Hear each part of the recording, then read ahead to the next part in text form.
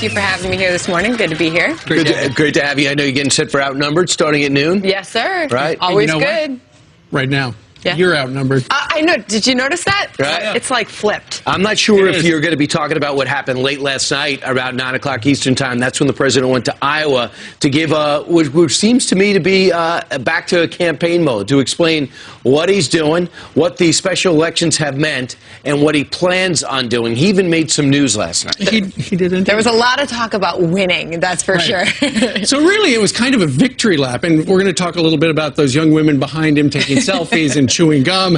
It was his 5th rally in 5 months. Do you think it's a good idea? You do, and we're going to share some of your comments in a moment. But first, let's play. Here's the president talking a little bit about what he's got next on the agenda.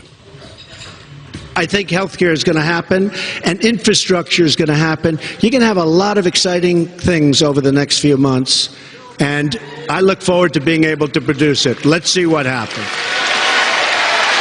If we had even a little Democrat support, just a little, like a couple of votes, you'd have everything. But again, they just want to stop. They just want to obstruct. And their plan isn't working because they thought they were going to win last night in Atlanta. And they've been unbelievably nasty, really nasty. And they thought they spent close to $30 million on this kid who forgot to live in the community that he was in. I mean, you know. I am making it a little bit hard to get their support, but who cares? And if Karen Handel had lost, they would have blamed it on me, which is fine.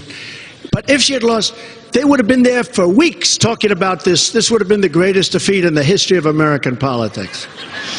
When she won, when they said, projected winner is Karen Handel, then they said, we switch to another program, right? So it was so short. They couldn't get out of there fast enough. This happened in Montana, right? In Kansas. Last night, South Carolina, with Ralph, who was expected to win and he won. California. So, but it's been incredible. So we're 5-0. We're 5-0. And it means a lot. It meant a lot to those people. It also means a lot to Republicans who thought to themselves, I have to stay away from the president. You know, he's in all these, he has all these problems with these Democrats. We could lose the House if we do. We have to run from health care. It's too controversial. Instead, you have win, win, win. And the margins were not as big as in the past, but they're all victories. So they could say, hey, I could go follow this president and not have political suicide. I can get aboard tax reform, infrastructure, as well as health care. It reminds you why the president tweets and why he holds rallies like this, even as president, because he feels he doesn't get his message out. The media doesn't get his message out. He goes and takes it straight to the people. He also took his message last night straight to the people on immigration and talking about the wall and making a little news. Listen. I believe the time has come for new immigration rules which say that those seeking admission into our country must be able to support themselves financially and should not use welfare for a period of at least 5 years. And yes, we will build the wall. We've already started planning. It will be built. I'm a builder. That's what I love to do. That's probably what I do best. I'm a builder. And we're thinking of something that's unique. We're talking about the southern border. Lots of sun, lots of heat. We're thinking about building the wall as a solar wall, so it creates energy and pays for itself. And this way, Mexico will have to pay much less money, and that's good. There you go. And we actually had a guy on about 2 weeks ago who was talking about the solar wall and how it's a private industry, public facility that they're talking about. And so there is on the books this blueprint for it. Are they going to go that way? It would be really cool. It would cut down on Mexico's cost to build that wall, as you heard the president point out. Meanwhile, if you were watching the president, you know what? If you were driving in your car and you were listening on the radio to the president, you missed quite a show behind him because there were 3 young Trump supporters.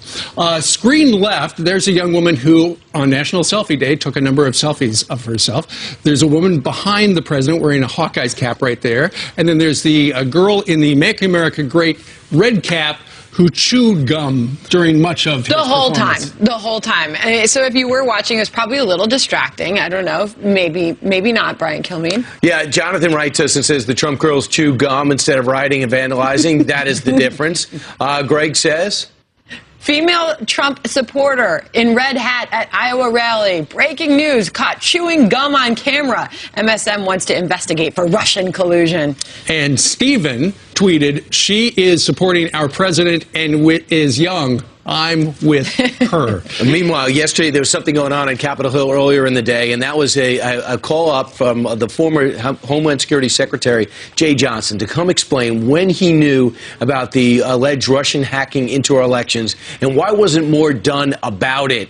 And a lot of this was Jay Johnson never looked composed or more arrested, by the way. It goes to show you what Homeland does in terms of wearing on you. But when he was asked a few times, you knew about this in the summer, when you went up in July to the DNC and said your software's been hacked, they would not turn over the server to him, which he said he still doesn't understand why they wouldn't. Debbie Wasserman-Schultz denied that was even requested, but Trey Gowdy speculated could there have been something else on that server Homeland Security Homeland Security wasn't allowed to see, possibly. When Jay Johnson was asked, though, about Russian affecting the election, here was his answer.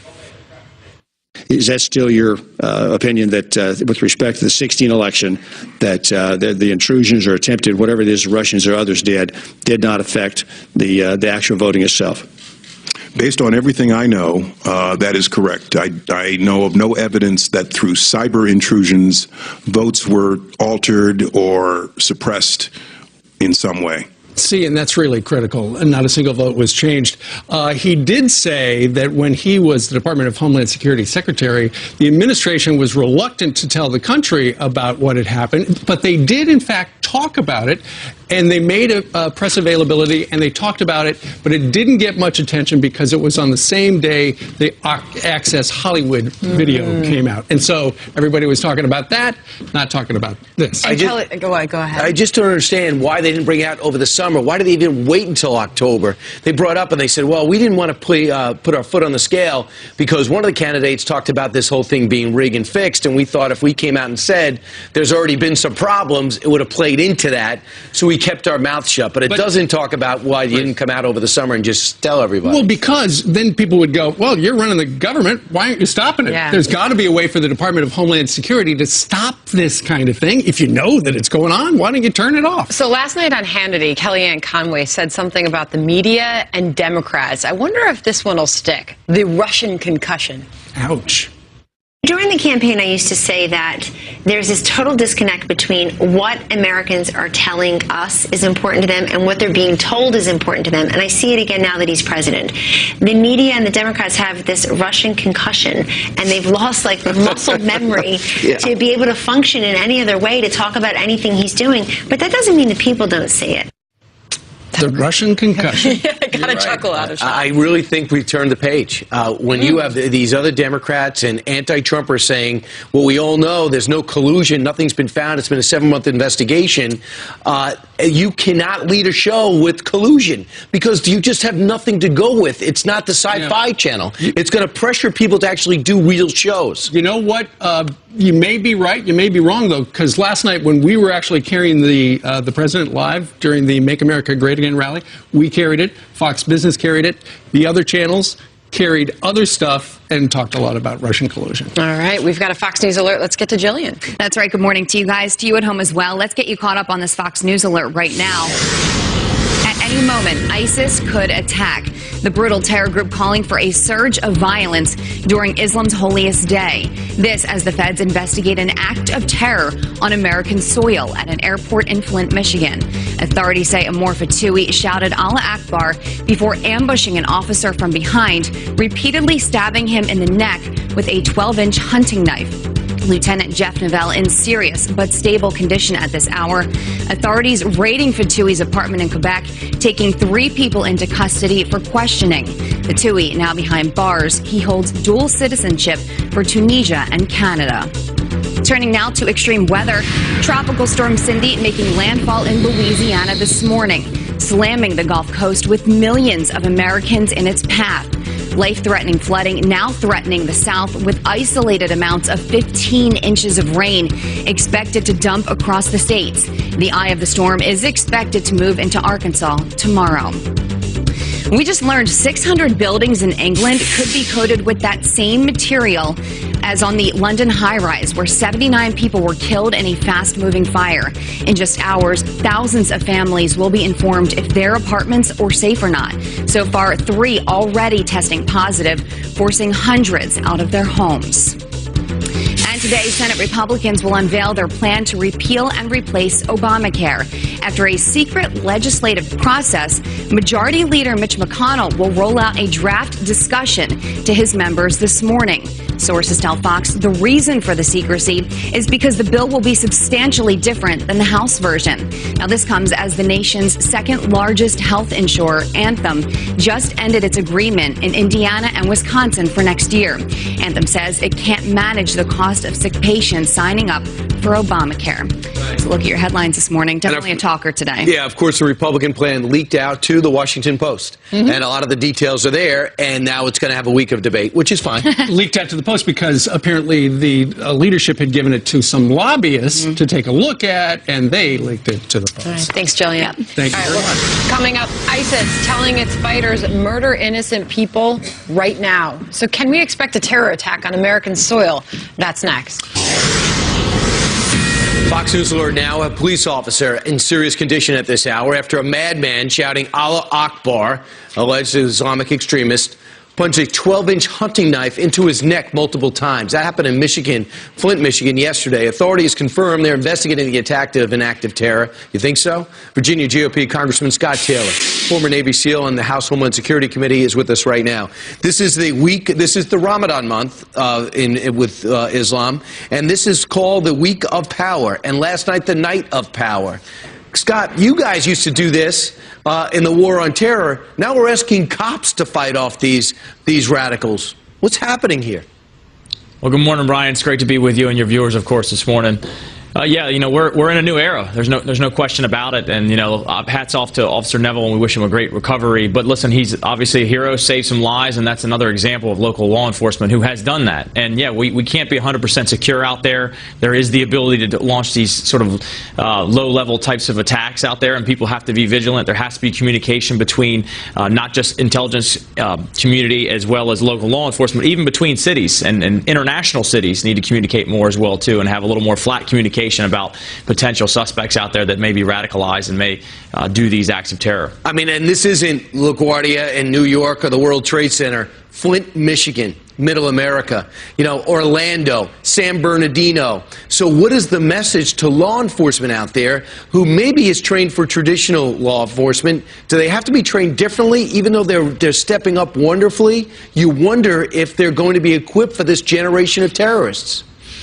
Well, listen, I have hats off again to law enforcement around the country. I think they're equipped to be able to do it. And you saw that. I mean, this officer took a stabbing to the neck, but still subdued this guy. So they're certainly equipped to do it. But I think the communication is key. Communication is key to figure out if there's any potential folks who may have been on the radar, if you will, in different cities. And like I said, this underscores it. So you had this guy from a city from Canada, right? They came over here. So cities have to communicate as well, too, and there has to be flat communication between intelligence communities, other local law enforcement as well. But I think they're equipped to do it. I think that they've proven themselves, quite frankly. But it is a new world. We have to stay vigilant, and there's not 100% security out there. All right, Congressman, real quick, you saw Brussels, you saw Paris, multiple attacks in London. But this is the middle of Ramadan. What's the sense inside Homeland Security about this month in particular? Well, there's a heightened sense of alertness, of course, across the world because, yes, as you said, ISIS has called for attacks during this holy month, and which is unfortunate because, unfortunately, a lot of the attacks, the victims are Muslims around the world, which is very unfortunate, of course. But this is certainly a month where we have to have a heightened sense of awareness in local law enforcement and intelligence communities across the world. Congressman Scott Taylor, thanks so much. Always a pleasure. All right, straight ahead. After we got our DNA tested and found out about our heritage, we inspired one of our fans to do the same. And then she went out and met somebody to change her life. She's been looking for her whole life. All right, some quick headlines this morning. A French fitness blogger dies from a heart attack after a defective whipped cream dispenser explodes. It struck her chest. Rebecca Berger's family shared the photo of this dispenser on social media. The 33-year-old model was at her French home during the tragic incident. She had a heart attack. Unbelievable. And outrage after a convicted child molester is freed from jail and moves next door to his victim. Harold English went to prison more than a decade ago for sexually abusing his stepniece. Now he's living with his mother, whose property is only 100 yards away from his victims. She's reportedly says she never wants to go home since he is so close by.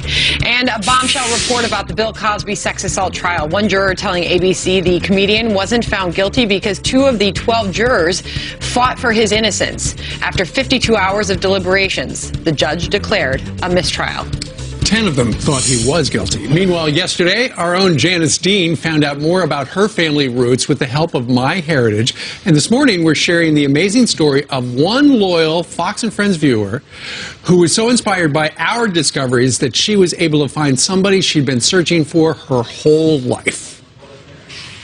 I'm watching Steve and Ainsley and Brian like every morning, and I watch their joy. I watch them, you talk to them about things, but I didn't realize, I had a DNA test done many years ago, and I didn't realize that you could actually be hooked up with matches.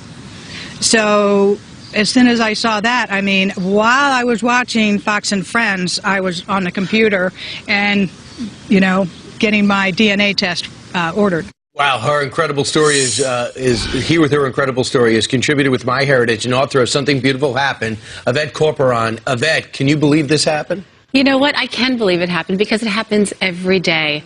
People go on to myheritage.com, they sign up, they buy these DNA tests, and they swab themselves, and instantly they're matched with relatives around the world. It's a global database of people. And people like Sue, who've been searching for their biological families, finally have those answers they've been seeking. I didn't realize it can actually find family members. It can. You know, we've had so much fun looking into everyone's ethnicity, and everyone loves doing that. It's so fun to see where you're from. But there are many layers to this and the work that MyHeritage is doing, because people are looking for answers. They're trying to find biological family, and it connects you to this global network. Right. So, and how did this whole come together? So this all came together because Sue was home watching us that morning as we dove into your backgrounds. Right. And that morning watching this show, as she does every morning, she's watching right now. Hi, Sue. It changed her life. I think we actually have some more audio from Sue. All right, let's listen. It was Mother's Day. So I said, well, I'll check my emails. And there was an email from MyHeritage, and said, here are your DNA results. And then it said, and you have 41 DNA matches. So I said, okay, I'm going to copy and paste an email to 8 of them. I'm going to start out with 8. The first one answered me and said, oh, yeah, well, you know, my Aunt Mary had 4 children that you're describing. So I went outside and I called my uncle, who turned out to be my Uncle Stan. Oh, yeah. I said, she's still alive? And he said, oh, yeah. She's in a nursing home. Here's her number. So I called her. So within 2 hours, maybe an hour and a half of getting the DNA results, I was talking to her. A connection almost immediately. And not only was Sue talking to her, but she actually went upstate New York to go visit her mother. And I was there with her that weekend. We have video of the emotional reunion right there. Oh. When I sat down and spoke to Sue, she cried the entire time. She had been searching for answers, and she did a DNA test years ago, and she thought that it was hopeless. She was searching. She tried bribing people. She called every name in the phone book. This woman searched for years, and finally she thought it was And it's unbelievable. It sounds like it was so easy, because this was a cousin who said, oh, yeah. Well, it's easy now because the technology has changed so much. And again, watching you guys inspired her to get online, and she found her mother, and she found those answers. And they stay in touch today? They stay in touch today. This was actually, I just went upstate and I met her with her mom. This happened just last weekend. She sat down with me and she cried the entire time.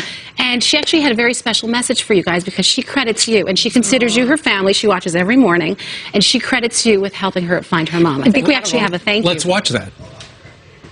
This is to all my friends at Fox and Friends, and I feel like you are my friends. I've been watching you. I probably see more of you during the week than I do the rest of my family. Thank you so much for having this segment with Yvette on MyHeritage, and I'm happy for what you people have found out, and I'm thrilled with everything that I've found out. Another suggestion with this DNA is add Kleenex. Yes.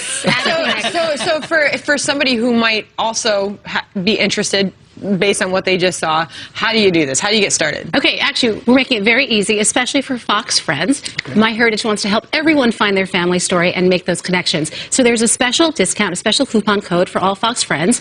Go on to MyHeritage DNA, you put in the coupon code FOX, and you will have a discounted kit as well as free shipping. So not only, we found out what our heritage was, and, you know, as we have discussed, I thought I was half Irish. As it turns out, I'm 19% Irish. Plenty of surprises. And I'm extremely Scandinavian-ish. Yes. So in addition to that, it can link you up with people who are in your family. It doesn't necessarily say this is your mother, this is your Exactly. aunt. What it does, I mean, there are many layers to this. Every family has a story, and everyone is looking for some type of answers, whether it's your ethnicity or your biological family that you've been searching for. There's an answer for everyone inside this kit. And for me, it was looking for the family that my grandmother hid from the Nazis. And you found. And we found them with the help of MyHeritage. I'd love to hear all the stories from the Fox and Friends folks that find their family. Send them on. Well, that's what Sue did. Sue actually posted, Steve, on after watching us and finding her. By the way, she found her mother on Mother's Day, and then she posted a note on your Facebook page, and that's what led her. That's what led us to her. Wow. Yep. And now they see each other all the time? From yesterday, when we got the results, I had like a dozen people contact me saying, "How do I do this?" Keep them coming. There you go. That's the message she wrote on your Facebook page. If you have a story, post it on the Fox and Friends Facebook, and we will take a look at it. And thank you to Sue for sharing her story. Thank you, Sue. And she wrote to me yesterday after watching you, and she said,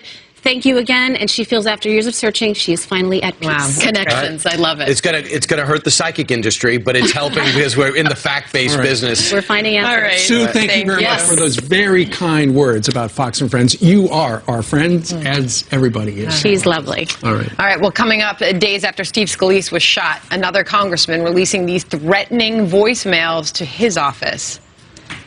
We're gonna hook your down, wrap her up around your neck, and hang you from a lamppost. And Congressman Jason Chaffetz says nothing was done about it. Wow. Plus, a college professor goes unhinged, calling for the destruction of white people. How does he still have a job at Trinity College? Lawrence Jones from The Blaze gives us his take on that. At least he promised to. How you doing? Nice to see you. How's it going? Hi, how you doing? Good morning. Good to see you. Want to do one of these?